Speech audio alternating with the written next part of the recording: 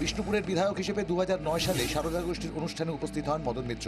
ওই অনুষ্ঠানে মদন মিত্র কর্মসংস্থানের সুযোগ তৈরির জন্য সুদীপ্ত সেনের ভূয়সী প্রশংসা করেন। সারদার ব্যবসা বাড়াতে সর্বতোভাবে সহযোগিতার আশ্বাস দেন মদন মিত্র। একইভাবে নেতাজি ইন্ডোর স্টেডিয়ামে সারদার এজেন্ট ও কর্মীদের বিশাল জমায়েতে সারদা সংস্থা ও সুদীপ্ত সেনের প্রশংসা করেন তিনি।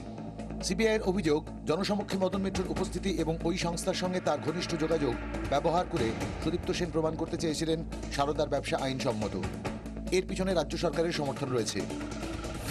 সিবিআইয়ের যুক্তি, সরকার ঘনিষ্ঠতার ফ্যাক্টর কাজে লাগিয়ে মানুষের কাছে বিশ্বাসযোগ্যতা গড়ে তোলে সারদা গোষ্ঠী। তোলা হয় কোটি কোটি টাকা। মদন মিত্র সারদা গোষ্ঠীর কর্মী ইউনিয়নের প্রেসিডেন্ট ছিলেন। সারদা গোষ্ঠীর সমস্ত অফিসে মদন মিত্রর নাম দিয়ে কর্মী ইউনিয়নের বোর্ড লাগানো ছিল।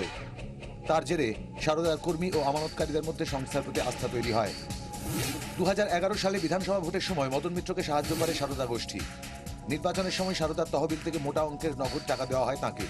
সারদার খরচে সবসময়ের জন্য একটি গাড়িও বরাদ্দ করা হয় মদন মিত্রকে। সুদীপ্ত সেনের সঙ্গে তার প্রায়ই মিডল্যান্ড পার্কের অফিসে গভীর রাত পর্যন্ত রুদ্ধদ্বার বৈঠক করতেন মদন মিত্র।